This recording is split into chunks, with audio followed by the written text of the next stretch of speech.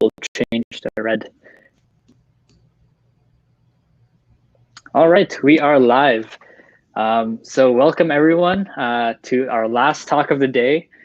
We are closing out with a fantastic speaker and a bit of a musical journey to round out day 2 of Ascension.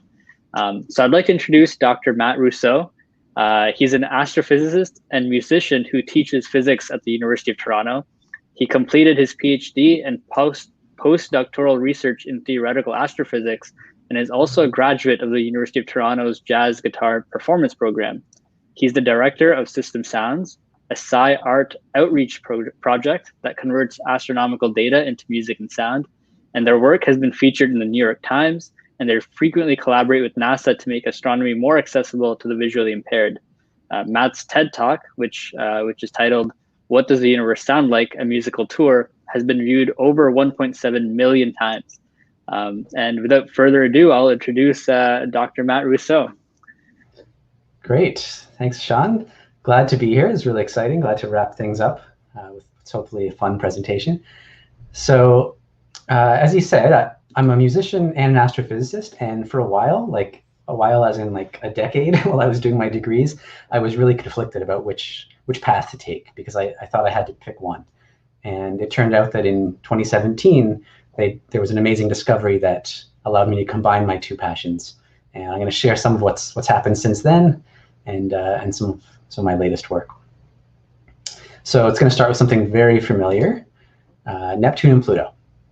So I'm sure most of you are aware that the orbits of Neptune and Pluto actually cross, right? There's some times when Pluto is actually closer to the sun than Neptune. So if you look from above, at least, it looks like their paths cross. And so you might wonder over billions of years with things drifting over time, why haven't these collided yet? Why haven't they been at the same place at the same time? In which case Neptune would, of course, just swallow Pluto whole. So why does Pluto still exist?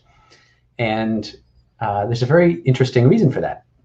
So it turns out that for every 2 orbits of Pluto, Neptune orbits 3 times.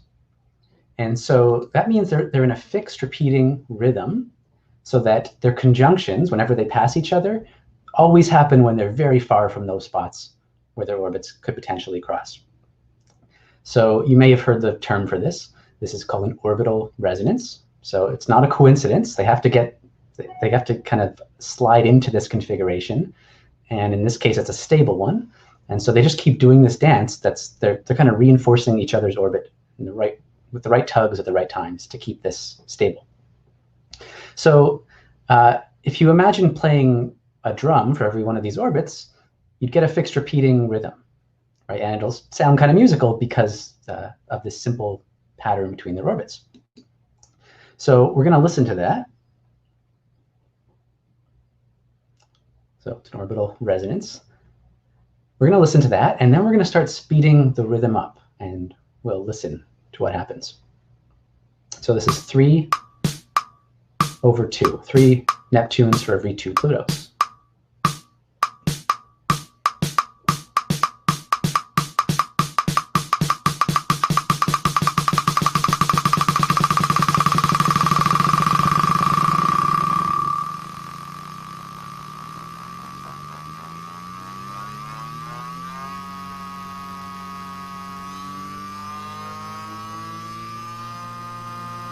One more.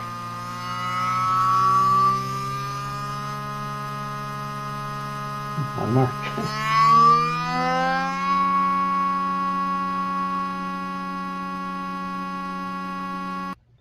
Okay, so by the end, you probably heard there was 2 notes there, right? When you sped them both up, the rhythms became pitches.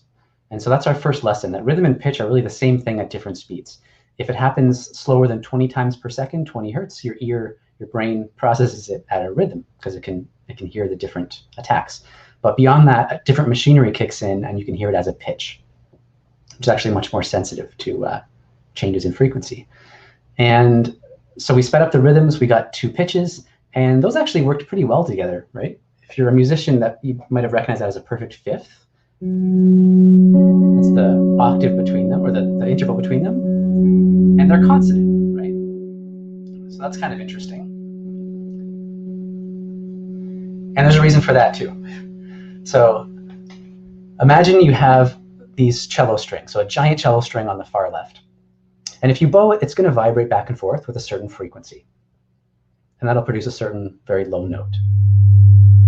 But if you cut the string in half, you'll get two strings, and they'll actually vibrate twice as fast, 2 oscillations for every one of the other one. And you get a related note. Or 3.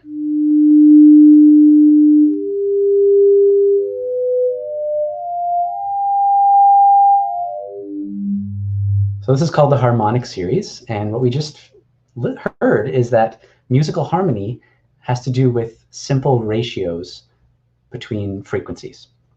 And so this amazing, simplifying, beautiful fact was discovered first by Pythagoras, very well-known guy. And in particular, he was very fascinated with that interval of a perfect fifth, so 3 orbits or oscillations for every 2. That's happening between the second and third strings here. And he liked that interval so much, he said we should devise our whole tuning system based on stacking those fifths. So go 3 for every 2, get the next note, and then 3 for every 2 of those to get the next note. And that's a musical scale that was used for about 1,500 years, until we adjusted it a little bit to make playing in different keys a little more uniform.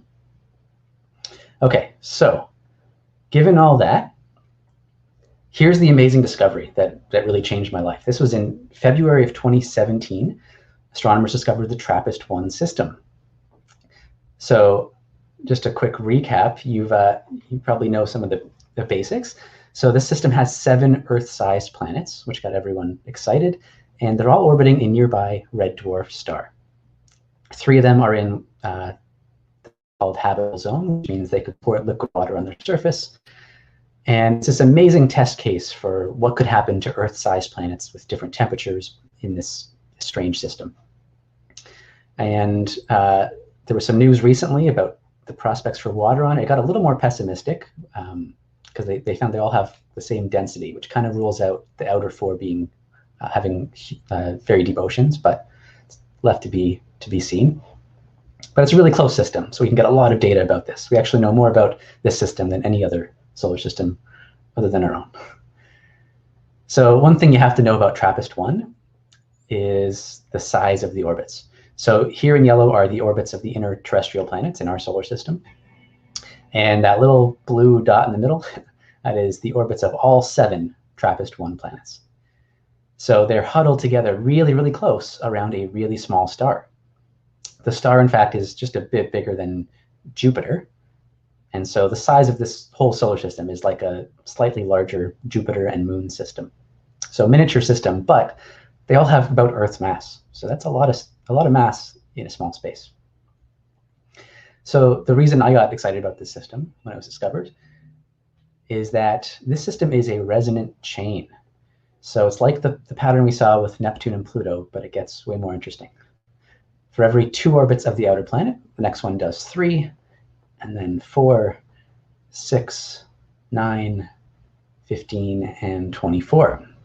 So you get some nice simple ratios, 3 to 2, 4 to 3, another 3 to 2, and then a little more complex near the top.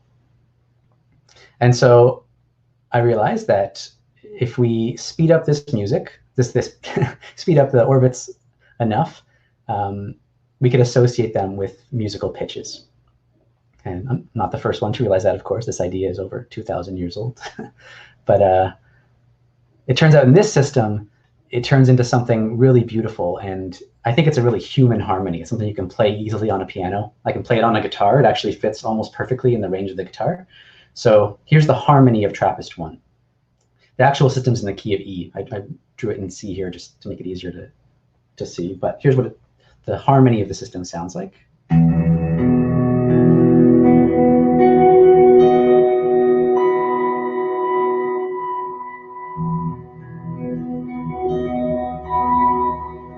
So, really beautiful harmony. But I wanted to kind of bring it to life. And so I made a video where I converted the system's orbits into music, and I'm actually going to share with you an app that I made. So I'm going to switch over.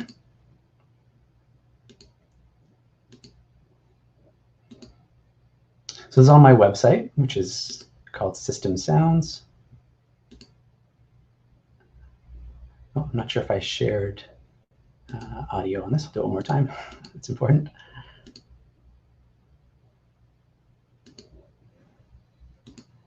Okay, share audio.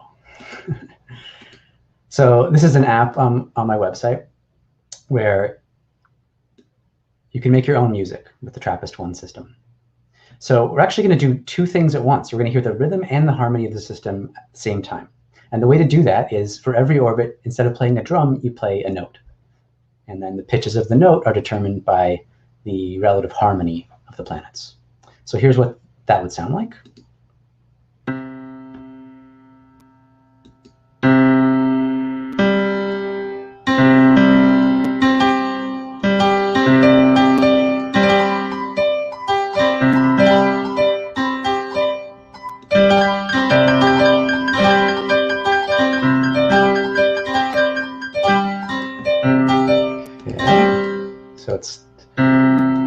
That's one way to do it.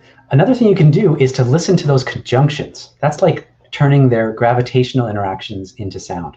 So we're going to play a drum for every time the two planets pass each other. So here's the outer pair. Speed things up a bit. And then I'll add the other pairs in, and we'll get a full beat.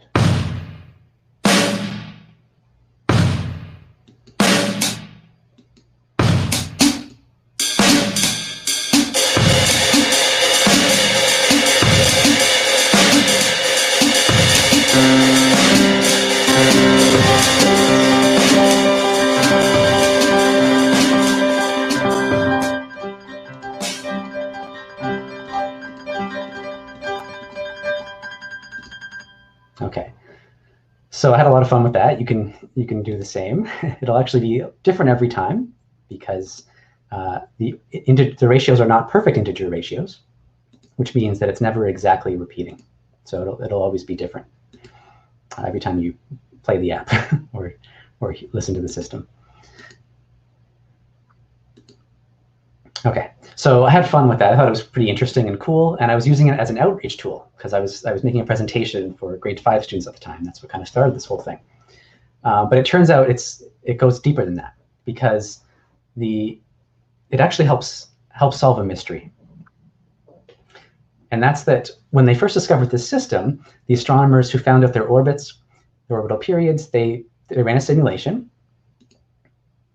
Here's a cartoon version of it. And they found out that in a short amount of time, about 100,000 years, the planets would interact with each other so strongly that they would pull each other off course, destroying themselves, destroying the whole system, making the whole thing fall apart. So it seemed like the system was unstable. But of course, we know it is stable because it's there. We see it. It's many billions of years old, about 8 billion years old. And so the person working next door to me at SEDA, at the University of Toronto, Dan Tamayo, was actually solving this mystery. He found that if you simulate their early formation, so you start them off close to those orbits in a protoplanetary disk, as they were at one point, in that situation, their orbits can migrate. They can slowly adjust. And it's not just their orbital periods that are adjusting, it's really everything about their system, about their orbit. So the eccentricity, the inclination, and their period. So it's kind of like if you go see an orchestra, back in the before times when you could see orchestras, they don't just all show up and start going at it, right? They have to get into the right position. They need a conductor to synchronize them. And importantly, they have to tune their instruments so that they resonate with their neighbors. And so a very close analogy to that is what happened to the TRAPPIST-1 system.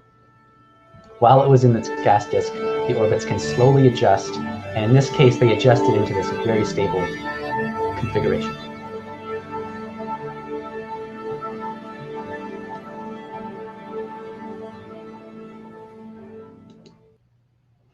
Okay, so when that was discovered, it was the first one we've seen like this, where every planet in the system was locked in a resonance. But about a year later, they discovered another one, K2138.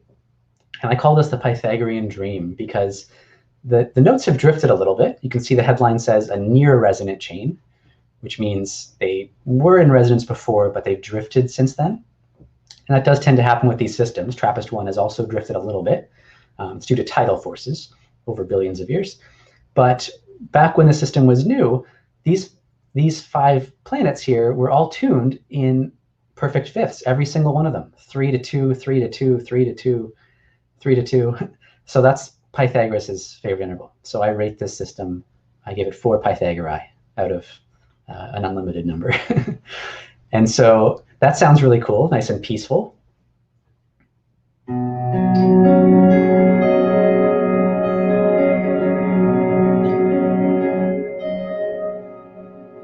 But at the time, they realized there was actually a 6th planet. It's the one that's really far out here in the picture.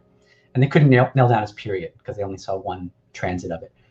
And so I was wondering, like, what's this base note going to be? Is it going to, sound good? Is it going to not sound good? And so after about a year, they announced they had enough data to find out its period, which is about 40 days. And I'm actually hiding it way down here. So it's a huge gap. It turned out to not be in resonance with anything, which usually means it's not going to sound good. But if you quantize it to the nearest note, which is not a big stretch here, it adds something that's pretty interesting. So I'll play the first 5, and then I'll add that low 6th note. You can see what it did to the system.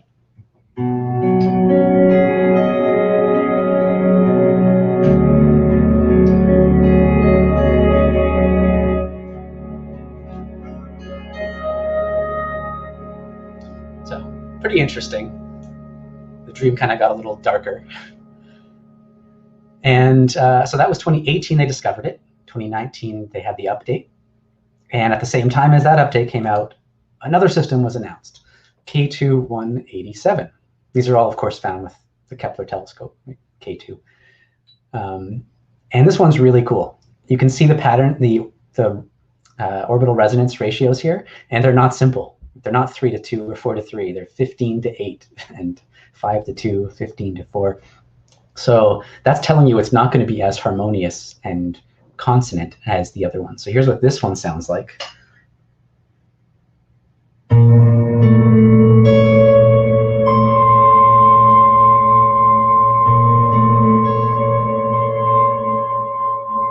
So really dark and suspenseful. It turns out that this is very similar to the harmony used in the theme music to Alfred Hitchcock's Vertigo. So there's your Vertigo Nightmare, and I rate this one giant Hitchcock head out of 1. So that's a pretty interesting one. And then the next year, so now we're at 2020. It's like one every year for some reason. HD 158259. And so this is a 6-planet system, and I call it the Super Pythagorean Dream because this is 6 planets now, and in this case, all 6 of them are linked together in Pythagoras' perfect fifth. So this gets a rating of 5 Pythagorai. And here's what this one sounds like.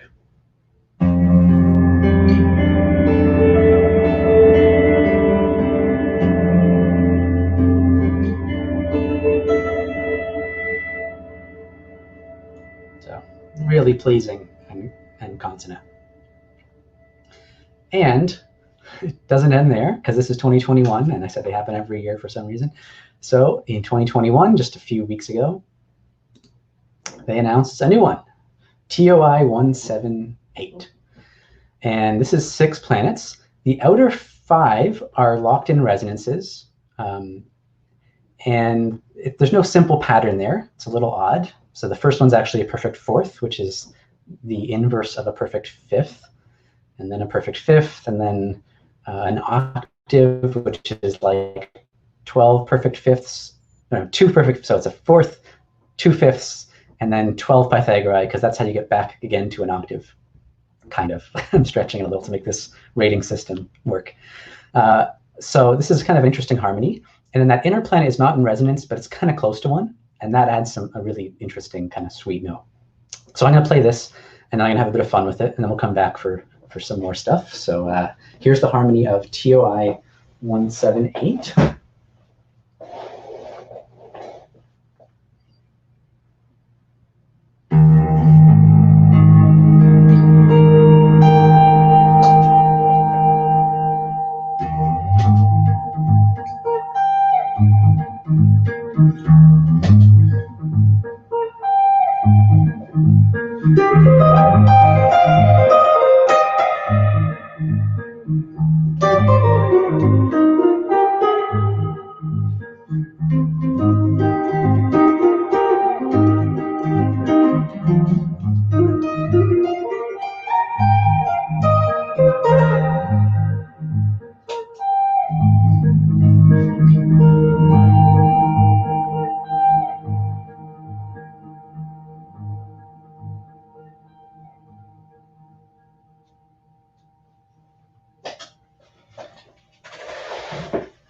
Okay, good stuff.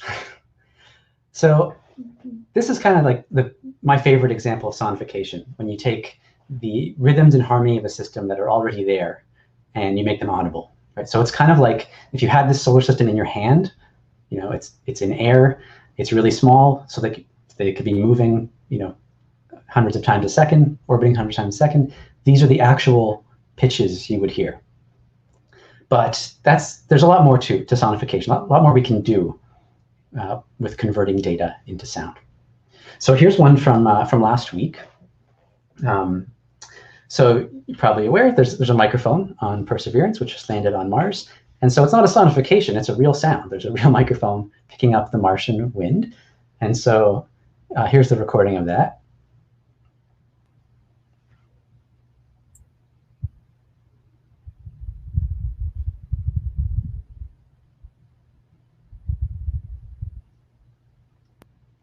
Oops, I didn't hear it. It should be there.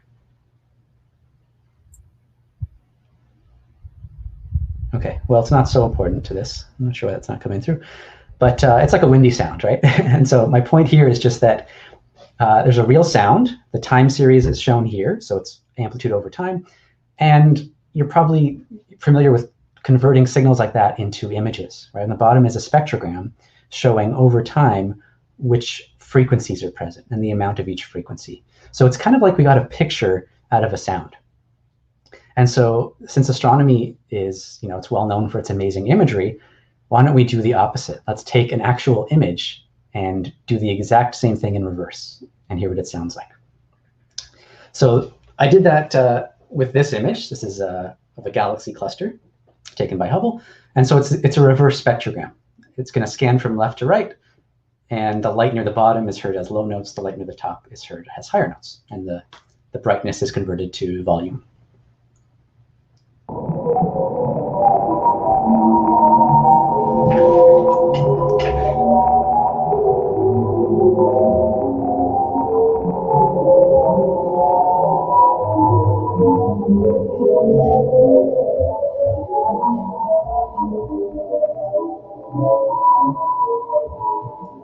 Okay, so NASA helped share this, and it got a lot of attention. We actually got a tweet from Buzz Aldrin saying, "Not really the best music for dancing, but I'll try." I asked him to send a video, but he didn't respond to my tweet. And so that was fun, but I wanted to see what else we could do. So another way you can do this is the same idea, except instead of having continuous pitches, like in a normal spectrogram, you just set every row of the image to be a different musical pitch, so a different note from a scale. And it'll communicate the same information, but it's a little more pleasing to listen to. So here's an image of the core of the Milky Way that I did for Chandra. It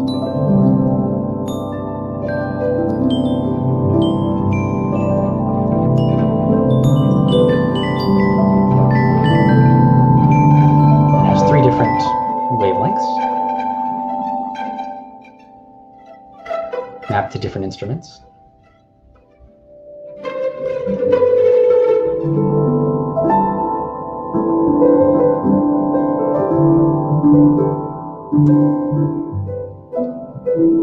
And X-ray is the coolest, I think. Now we're getting to the core, the Sagittarius A star, the supermassive black hole. Gets a little more active.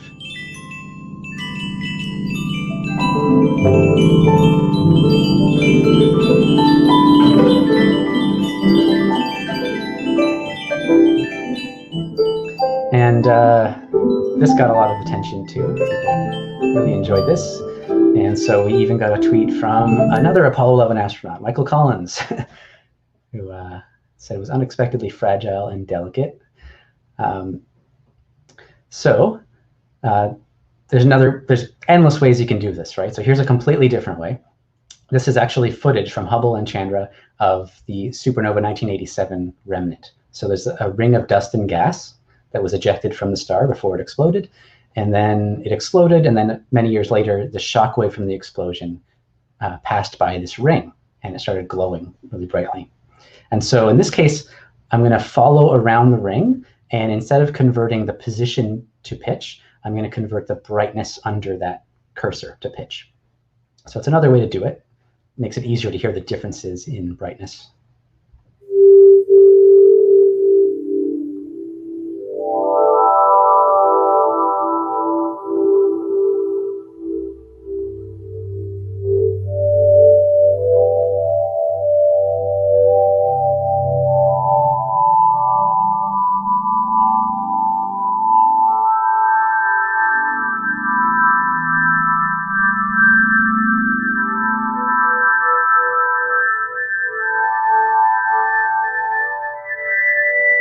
Okay, and so we had 2 out of 3 Apollo astronauts, and of course Neil Armstrong is no longer alive, but if he was, I'm sure he would tweet something like this, just based on what I know about him. So that's some fun I've been having with converting astronomical data into music, and I just want to leave with the final point that the most rewarding thing about this by far has been sharing it with people, but especially with people who are blind or visually impaired. To them, it's one of the only ways to communicate certain astronomical data. Right? If you don't have access visually to the images, this is one way to communicate that, and to do it in an emotional way that connects people. So, I urge you to use your skills and talents for good to do things like this, to help other people enjoy the wonders of space. And also, if you're not considering it yet, don't rule out things like outreach. Like at one point I thought I had to go into pure research, or if I was a musician, I had to go into pure performing or something. And it turns out there's just way more options than I thought were possible. And so outreach kind of opened the door to this thing I started doing. And it's very rewarding and fun. So if you're interested, if you love communicating science to people, consider outreach. It's been very rewarding for me. And thanks for having me. It's been great, and I'll stick around to answer any questions. Thank you.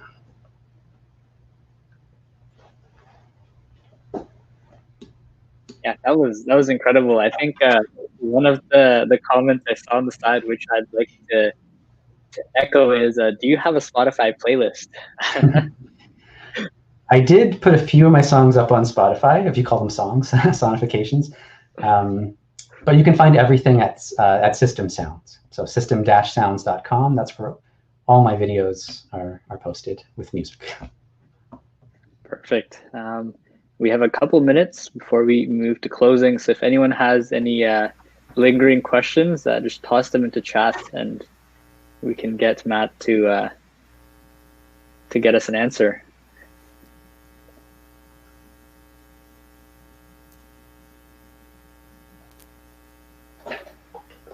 Oh, here's one. Do you think with the new James Webb Telescope, we'll find new systems? Will you be using that to make new music? I haven't looked at what they're like. I know they have optical and I think infrared, right? So there'll be some imagery. The thing I'm more excited about though is tests, right? So we're expecting thousands of new exoplanet systems in the next couple of years with tests. So compared to what we have now, it's gonna like more than double or triple it. So we're gonna find many more musical solar systems. Cool. And the other comment I saw a couple of people ask was, what does our solar system sound like? Yeah, it's just a mess. It's just terrible.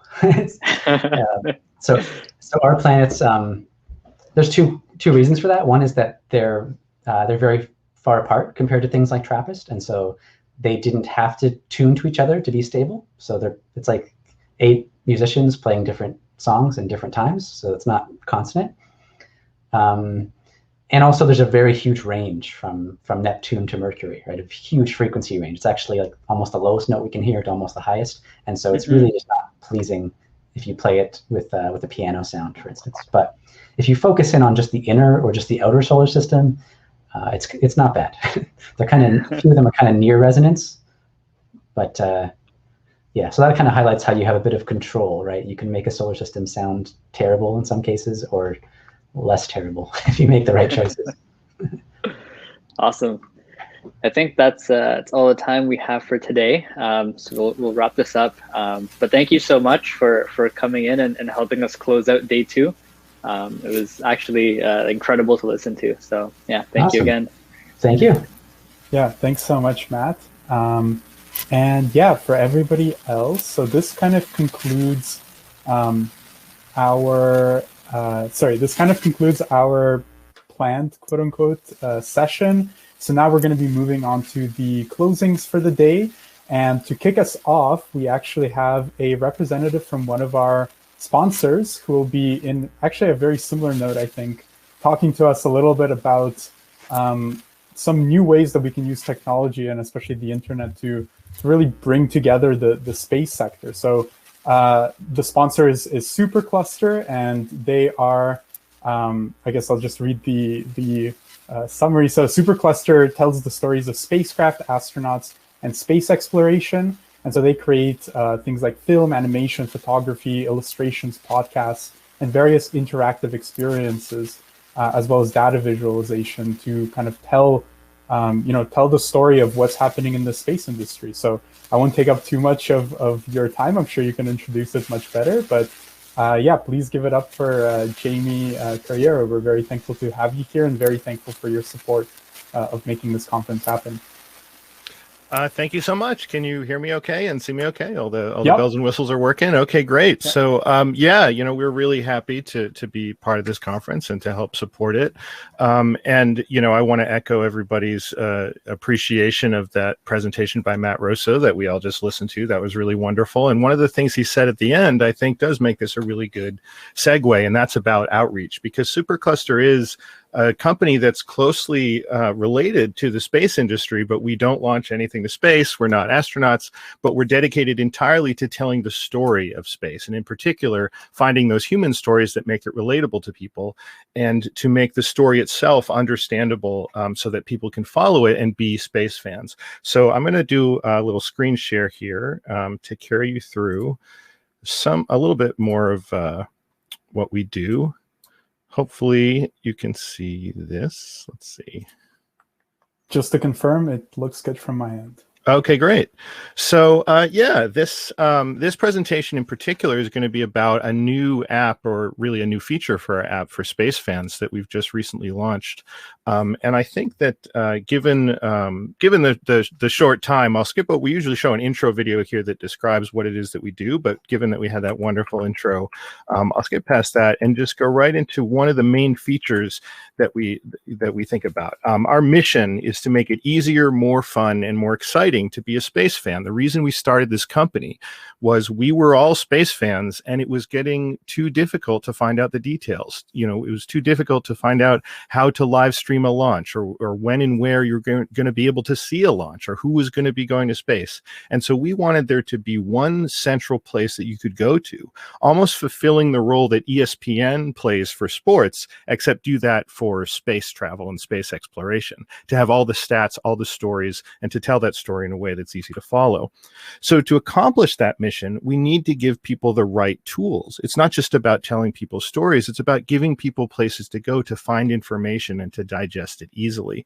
One of the first things that we did in this regard is our launch tracker. And I would encourage everybody, if you want to go to supercluster.com and check this out, I would be happy to hear that you were distracted from what I was saying because you were either playing with our launch tracker or the astronaut database, which is what we'll be focusing on today. But the first thing we did is this launch tracker, which tells you in a calendar format, chronologically, with countdowns, everything that is leaving Earth. Every time we are launching a satellite or some kind of payload to the ISS or astronauts, you can go to our launch tracker and track that launch. Watch the countdown, watch a live stream if it's there.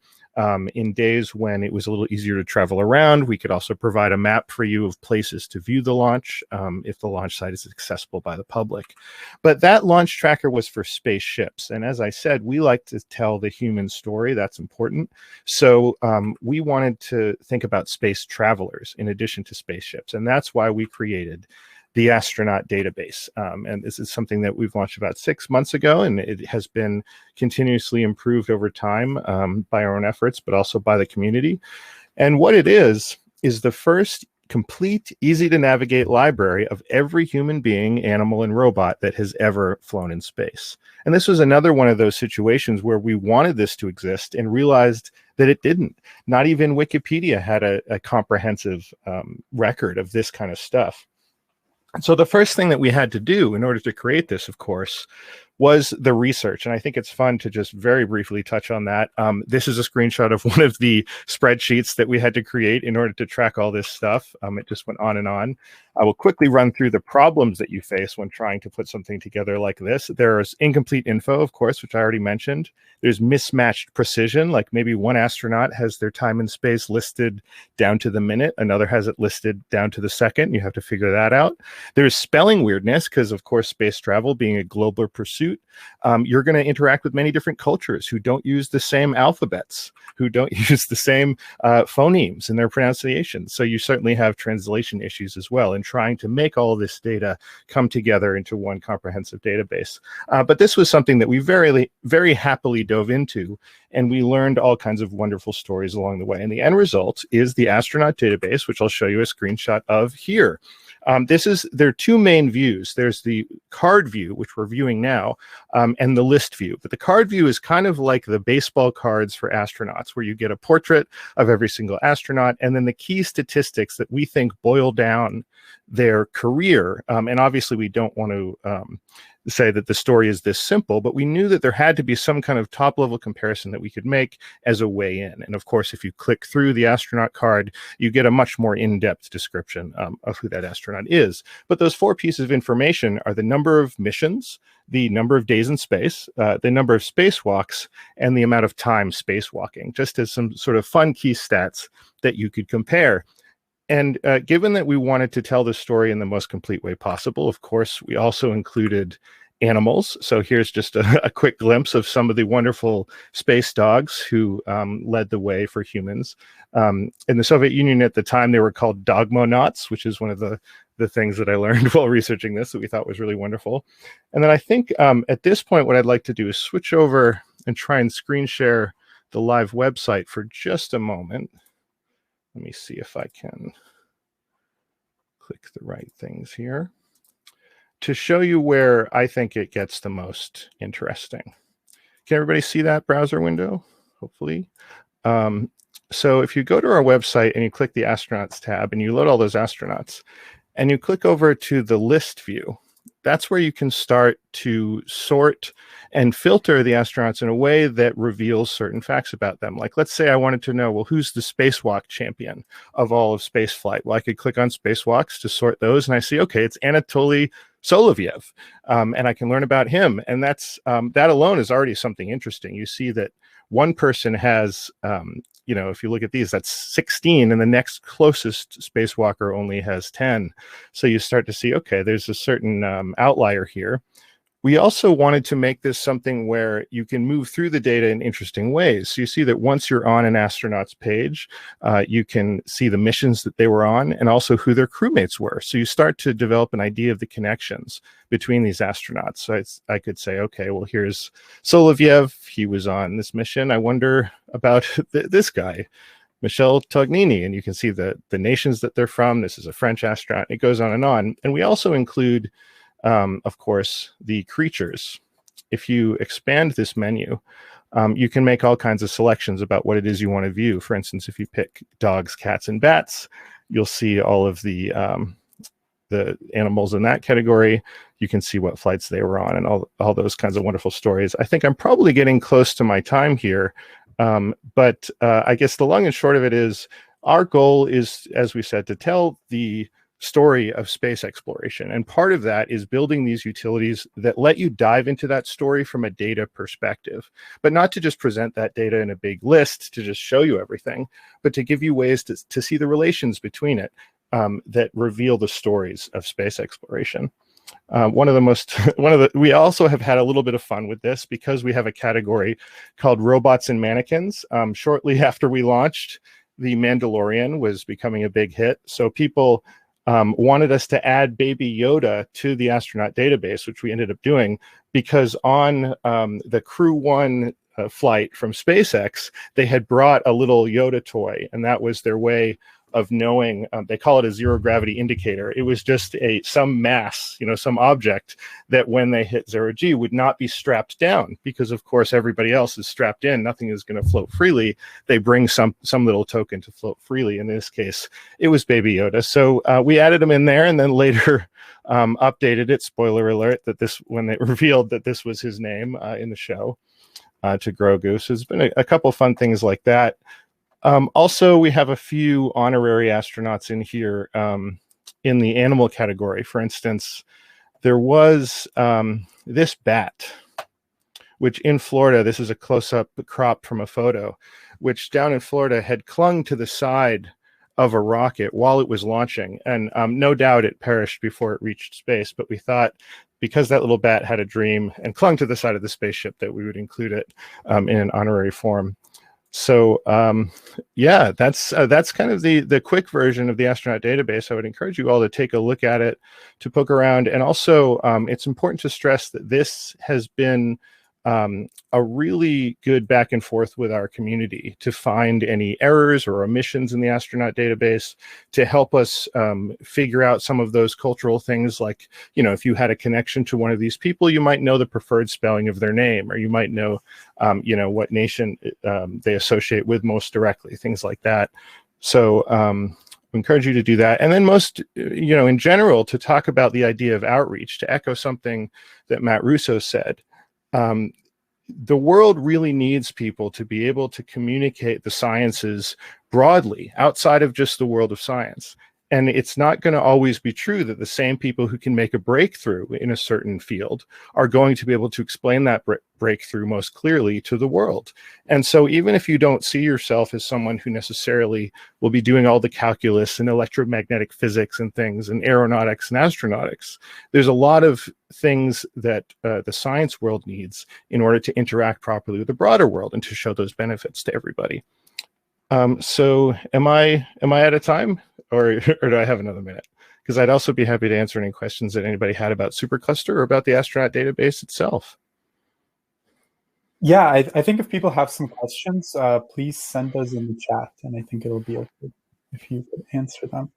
Cool. Yeah, I'm just like from my perspective, I was really, really glad to see the space animals included. I am a big fan of the various animals and animal-related missions. So yeah, and actually when I was scrolling through it, I was kind of surprised to see like human being one of the categories. I was like, oh, what, alien? Yeah. One of the most one of those fun facts that I learned while doing research for this project was that the record for number of space flights is shared by 3 individuals. 2 of which are humans, 1 of which is a dog. There was a dog out of the Soviet Union who flew to space 7 times. And the record for human spaceflight, which, sorry, their names escape me, but there's 2 people who have also flown 7 times, but no one has beat this dog yet in terms of being a veteran beyond the canine. But yeah, there's a lot of fun things there. I mean, I especially like the tracker. Like, as a big space fan, I try to watch as many launches live as I can, but nowadays there's so many that it's easy to lose track of what's happening when, and having that tracker there is actually super convenient, and is something I'm going to have on my bookmarks list for sure. Excellent. Yeah, I should also mention that we do have a mobile app for both iOS and Android that basically echoes the same functionality. It has the tracker and it has the astronaut database in there, and that can ping you with a notification and say like, hey, it's 10 minutes to whatever launch. And we also try and always word our titles in natural language. So you're not going to get a notification that says like X-17 1B5 is launching in 17 minutes. It'll probably say something like Cygnus is resupplying the ISS in 15 minutes, So we try and make it easy for you to, in that moment, decide whether you want to watch it or whether, next one. Awesome. Okay. Yeah, thank you very much. I think that'll we'll probably enter the closing remarks section now and wrap up the day. But again, thank you very much for the presentation, for actually providing a great service. This is a fantastic resource, even again for me personally. and also for supporting the conference and really making this a reality for the hundreds of people that have attended and will attend. So yeah, Awesome. Huge thank you you from the SEDS team. Yeah. Great. Thanks That's so very great much. to hear. Thanks. Yeah. All right. Have a good one. Take care. You too. Bye. Okay. All right. So let me just share the screen.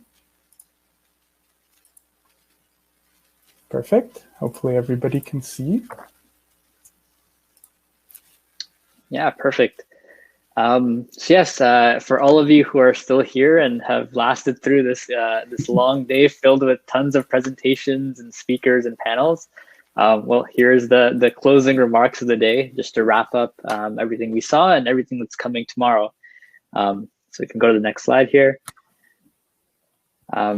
Again, just a quick, I guess you've seen this slide a few times for those of you who have been here, just our team, but we can keep going for now.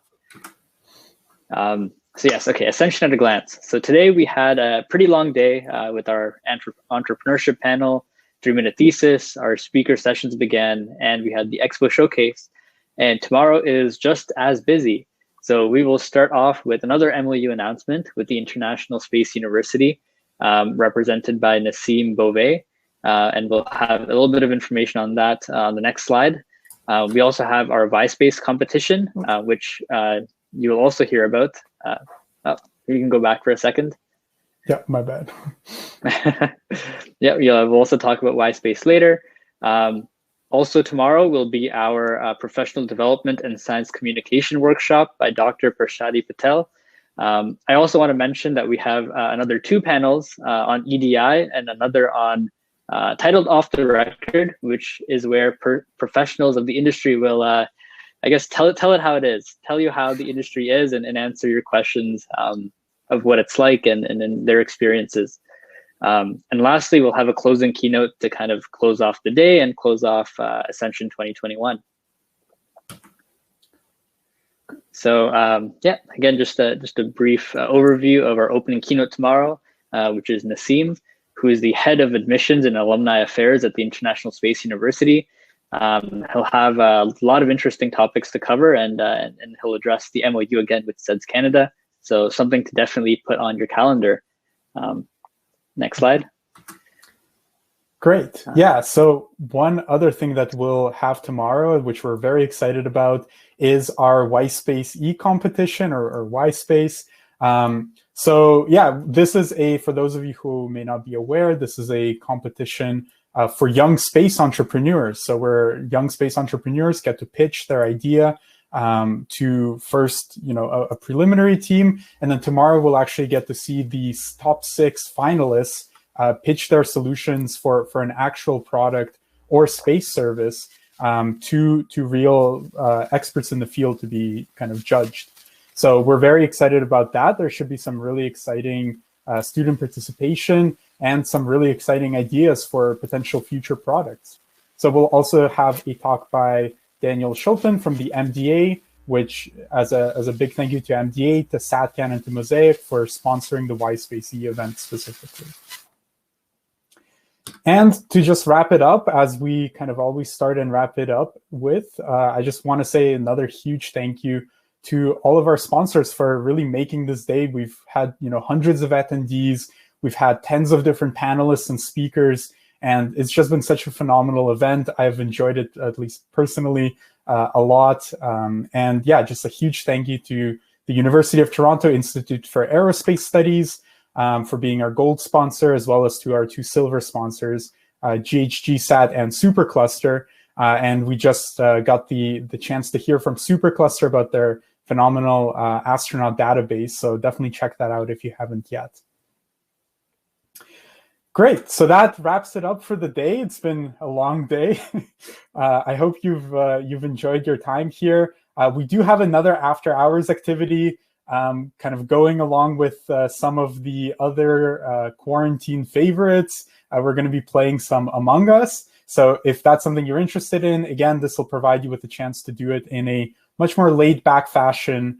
And the SEDS team will post the link to the Zoom call, which will be starting in just 10 minutes. So if you want to hang out with some more space nerds, I guess, have some fun, just get to chat and play a fun game, feel free to head on over there. But that wraps it up for this and for our stage. So thank you again for everyone for attending. We're very excited to have wrapped up our second day and are very much looking forward to tomorrow, as Ishan had mentioned all of the events. So thank you very much. Awesome. Have a good night, everyone. Or good morning, wherever you are in the world. Yep.